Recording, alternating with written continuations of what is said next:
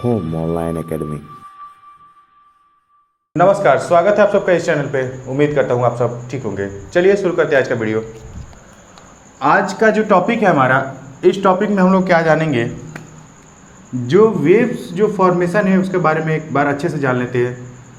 We Leeds में किस तरह के हमारे वेव्स दिखते हैं, वी लीड्स में वेव्स किस तरह से दिखते हैं, कंडक्शन से कैसे जनरेट होता है हमारा, वो एक बार फिर से देखना ज़रूरी है, आप लोगों को समझना ज़रूरी है।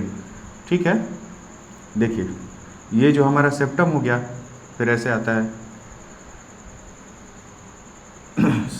ठीक है ना, समझ पा रहे होंगे आप, स्ट्रक्चर को तो समझ ही रहे हैं क्या मैं ड्रॉ कर रहा हूँ। देखिए ये जो स्ट्रक्चर है हमारा, इस स्ट्रक्चर के अगर हम बात करें तो इस स्ट्रक्चर में क्या होता है कि पहले तो यहाँ पे एस ए नोड होता है, फिर यहाँ पे ए बी नोड होता है, फिर इसके बाद बंडल ऑफ ईच, फिर इसमें से दो ब्रांच दोनों तरफ जाते हैं। लेकिन इसमें कुछ पॉइंट आउट करने वाली बात है जिससे हम लोग के वेव का फॉर्मेशन होता है। ठीक है ना, जैसे जब ये कंडक्शन इस दिशा में जाता है, नीचे की तरफ जाता है, पूरा आर्टेरियम में सप्लाई करता है, तो हमारा क्या बनता है, पी वेव फॉर्मेशन होता है। ठीक है ना, क्या फॉर्मेशन होता है, पी वेव। ये क्या है, पी वेव। ठीक है ना, पी वेव है हमारा। जब यहाँ से यहाँ कंडक्शन हुआ तो पी वेव बना। लेकिन आज हम लोग पी वेव के बारे में नहीं, इसके नीचे जो वर्टिकल में सप्लाई होती है उस समय कौन सा वेव बनता है, किस तरह से वेव फॉर्मेशन होता है, इसके बारे में आज हम लोग जानेंगे। जैसे मैंने आपको बताया था कि ये V1 है, V2 है, V3 है, V4 है, V5 है, V6 है। ठीक है, इस तरह से हमारे चारों तरफ देखते हैं आर्ट को। तो आज केवल हम बात करेंगे केवल इन दो लीड्स की। ठीक है, इन दो लीड्स से हम लोग समझेंगे कि राइट और लेफ्ट साइड में लगाने से क्या मतलब होता है और किस तरह के वेव्स बनते हैं। ये ज़रूरी है कितना समझना, ये आपको आगे चल के पता चलेगा जब मैं कंडक्शंस प्रॉब्लम पढ़ाऊंगा जिसमें RBPB LBPB हो जाता है। ठीक है, तो ये चीज़ आपको वहाँ पे बहुत ज़्यादा हेल्प करेगी, आप बहुत अच्छे से समझ पाएंगे कि ये किस तरह से फॉर्मेशन होता है। तो ये जो है हमारा पी वेव है, ये तो केवल आर्टेरियम पे, जब आर्टेरियम डिपोलराइज होता है तब हमारा पी वेव बनता है। लेकिन कंडक्शन की अगर हम लोग बात करें तो जो कंडक्शन में इस तरह से कुछ होता है, देखिए जो सप्लाई है, फर्स्टली सप्लाई जो होती है उसका सेप्टम में जो सप्लाई है उसका जो डायरेक्शन है वो ये इधर क्या है, इधर हम लोग का सॉरी इधर क्या है, हम लोग का लेफ्ट है, इधर क्या है, राइट है ना। अगर मैं इस तरह से खड़ा हूँ तो इस साइड मेरा लेफ्ट है, इधर राइट है। तो आपको क्या देखना है, लेफ्ट और राइट इसमें किस तरह से वेव्स चलती हैं। तो पहले जब हम फॉर्म करते हैं, इसको बनाते हैं V1 और V2। आज हम लोग का जो मेन टॉपिक है ना V1 और V6 के में वेव्स फॉर्मेशन किस तरह से होगा वो हम लोग देखेंगे। देखिए जब भी पहले वेव की बारी आएगी, पी वेव छोड़ दीजिए, पी वेव के आगे मैं बता रहा हूँ, पी वेव का तो हो चुका है ना, इसके बाद का मैं बता रहा हूँ। देखिए ये जो कंडक्शन है सेप्टम में, जो फर्स्ट कंडक्शन होता है सेप्टम में, तो उस समय क्या होता है, जो उसका डायरेक्शन होता है वो किस दिशा में होता है, V1 के तरफ होता है। यानी कि जो पहले वेव बनेगा वो किस तरह का बनेगा हमारा, ये क्या है, V1 है, ये क्या है हमारा, V6 है। V1 और V6 की बात कर रहे हैं। ठीक है,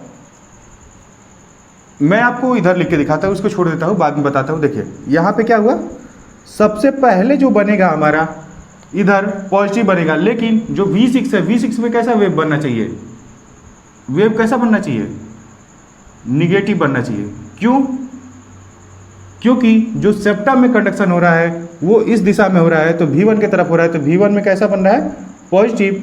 लेकिन V6 में कैसा बन रहा है, V6 में कैसा बन रहा है, निगेटिव, क्योंकि उससे अपोजिट डायरेक्शन में जा रहा है, उससे दूर जा रहा है वेव।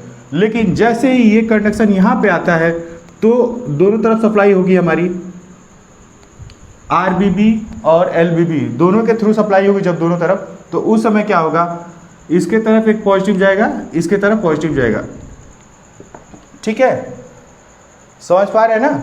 लेकिन क्या होता है, हम लोग बहुत अच्छे से जानते हैं कि जो राइट वेंट्रिकल है वो छोटे मसल्स वाला पार्ट है, इसमें कम मसल्स होता है, इसमें ज़्यादा मसल्स होता है।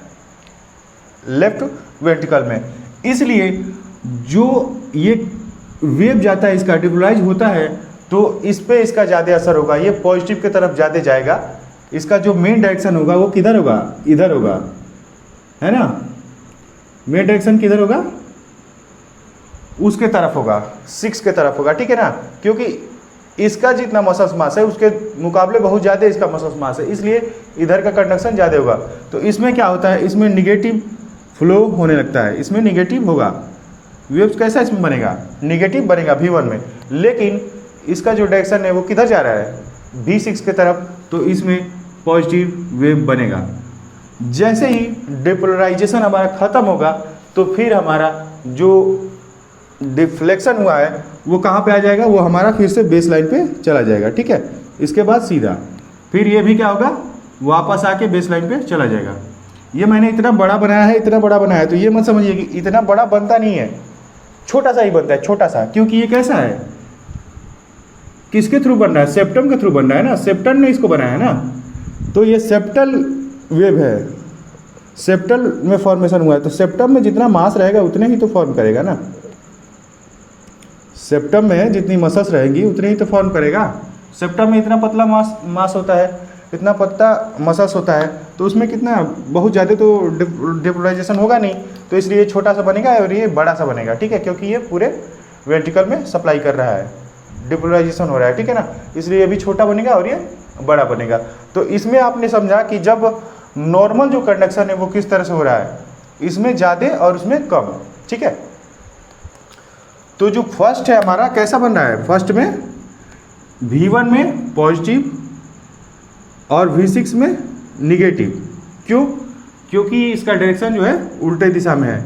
लेकिन जैसे ही जब अगला हम लोग को फॉर्मेशन आएगा तो उसमें क्या होगा, ये तो पहले से बना हुआ है, फिर इसमें भी ये पहले से बना हुआ है, ठीक है, सेप्टम का। लेकिन जब इसका होगा तो इसमें पॉजिटिव हो जाएगा V6 में और इसमें निगेटिव हो जाएगा। तो V6 में पॉजिटिव और V1 में कैसा होगा, निगेटिव, ठीक है ना। तो इसीलिए इस तरह से इसमें फॉर्मेशन होता है। V1 और V6 में फॉर्मेशन आपको समझ में आया होगा किस तरह से फॉर्मेशन होता है।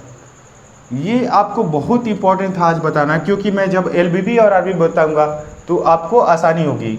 ये आप पूरी तरह से समझ पा रहे होंगे कि जो इसमें R वेव का फॉर्मेशन हुआ है वो Q पॉजिटिव में हुआ है, और इसमें जो Q वेव का फॉर्मेशन हुआ है पहला, ये सेप्टम डिपोलराइजेशन का ही कारण है। सेप्टम डिपोलराइजेशन की वजह से ही ये वेव बना है छोटा छोटा, ठीक है। तो इसमें इस डायरेक्शन में हुआ है तो R वेव बना है, लेकिन उसमें अपोजिट उसके डायरेक्शन में हुआ है तो निगेटिव बना है, तो उसको Q वेव बोलेंगे। जैसे हम लोग जानते हैं फर्स्ट डिफ्लेक्शन जो होता है पॉजिटिव होता है तो वो R वेव, लेकिन फर्स्ट डिफ्लेक्शन निगेटिव होता है तो वो Q वेव होता है, ठीक है। ये हम लोग जानते हैं ना पहले से, ठीक है। तो ये आप समझते हैं, इस चीज़ को आप समझते हैं कि किस दिशा में अगर फ्लो हो रहा है तो क्या उसको मानेंगे, तो ठीक है।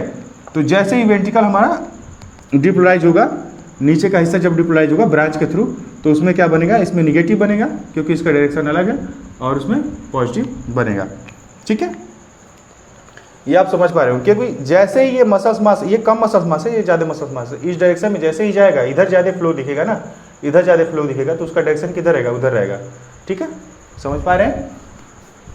तो आज की क्लास में केवल मैं आपको यही समझाना चाहता था। ये जब क्लियर रहेगा तो मैं कल कंडक्शन प्रॉब्लम लेके आऊँगा कि कंडक्शन में अगर कुछ प्रॉब्लम होता है, जैसे LBB left bundle branch block, right bundle branch block होगा, तो उसमें किस तरह का ये पैटर्न बनेगा। आज अगर ये आपको क्लियर हो जाएगा तो कल वो पैटर्न आपको पूरे अच्छे तरह से समझ में आएगा, ठीक है। आज क्लियर है कि नहीं है। मैंने आपको क्या बताया है, ये बताया है कि जब जो इसका डायरेक्शन है ना वो मास की वजह से इस दिशा में हो रहा है, क्योंकि इसमें जितना डिपोलराइजेशन होगा, इसमें जितना डिपोलराइजेशन होगा RBB के थ्रू, उसके अपेक्षा इसमें क्या होगा, ज़्यादा होगा। जब इधर से इधर जाएगा, जब इधर से इधर जाएगा तो ज़्यादा इसका मतलब इसके आगे इसका सप्रेस हो जाएगा, क्योंकि RB जो है राइट वेंट्रिकल है वो किससे छोटा होता है, लेफ्ट वेंट्रिकल से छोटा होता है। ये पॉइंट आपको समझना होगा, तब आपको समझ में आएगा कि इसमें निगेटिव क्यों है, इसमें पॉजिटिव क्यों है। नहीं तो आप कहोगे कि इसमें भी तो राइट बंडल ब्रांच भी तो सप्लाई कर रहा है, इसमें लेफ्ट बंडल ब्रांच सप्लाई कर रहा है, क्या उसमें दिक्कत है। दिक्कत कुछ नहीं है, दिक्कत ये है मास का। क्योंकि जब भी एक जब भी ये सप्लाई होता है ना कंडक्शन का, वो एक जो इम्पल्स का जो सप्लाई होता है ना, वो एक सेल से दूसरे सेल में ऐसे फॉरवर्ड होता रहता है, एक सेल से दूसरे सेल में फॉरवर्ड होता रहता है। तो जितना ज़्यादा सेल रहेगा उतने टाइम तक होगा, ठीक है ना, उतना ज़्यादा उसमें समय लगेगा, उतना ज़्यादा फोर्स लगेगा, ठीक है ना, उतनी ज़्यादा ताकत लगेगी, तो उसलिए ज़्यादा बड़ा बनता है। वेंट्रिकल की बात आती है तो ज़्यादा बड़ा बनता है, ठीक है ना। तो इसलिए इसका डायरेक्शन उस दिशा में रहेगा V6 की तरफ, तो उसमें पॉजिटिव, और इससे V1 से दूर जा रहा है तो निगेटिव, ठीक है। ये समझ पाए हैं होंगे आज, ठीक है ना। मुझे बस यही छोटी सी एक बात समझानी थी, जिसको अगर आप आज समझ आएंगे तो ये कल आपको बहुत बेनिफिट देगा, ठीक है ना। तो आज का क्लास देखने के लिए आप सभी को बहुत बहुत धन्यवाद। Home online academy.